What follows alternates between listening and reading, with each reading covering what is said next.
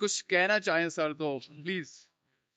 عامر صاحب میں یہی کہنا چاہوں گا، خوش رہیں اور جہاں رہیں مزاحمت کے ساتھ کھڑے رہیں. موجودہ فسطائیت کے بارے میں جو آپ نے سٹانس لیا ہے اور جس طرح سے آپ چاہ رہے ہیں اور جو حالات ہیں اس وقت پاکستان میں، جس طرح سے زبان بندی ہے اور جس طرح سے آئین اور قانون کی دھجیاں اڑائی ہوئی ہیں اور ایک پارٹی کے خلاف معاملات چل رہے ہیں، آپ کیا کہنا چاہتے ہیں؟ کس طرف جا رہے ہیں ہم لوگ؟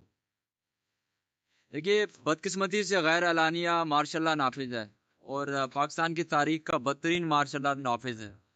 اور اس مارشل لا کو دیکھے تو ہمیں وہ جو اصلی والے مارشل لا تھے نا اعلانیہ، وہ بالکل آپ سمجھ لیجئے کہ اللہ کی نعمت محسوس ہوتے ہیں.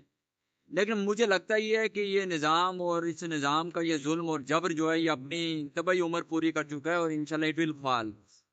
اور غیر جمہوری اور ماورائے آئین جتنی بھی قوت ہیں انشاءاللہ شکست ان کا مقدر ہوگی اور بالآخر ٹروتھ ول پریویل، کانسٹیٹیوشن ول پریویل انشاءاللہ اینڈ ڈیموکریسی ول پریویل انشاءاللہ. اور جس طرح سے آپ اپنے اشعار کے ذریعے، اپنی زبان کے ذریعے، اپنے قلم کے ذریعے جس طرح سے آپ جہاد جو آپ کر رہے ہیں، تو آپ کو بہت بہت مبارکباد اور آپ کو اپریشیٹ کرتے ہیں آپ کی اس ایفرٹ. بہت شکریہ. Thank you so much sir. Thank you.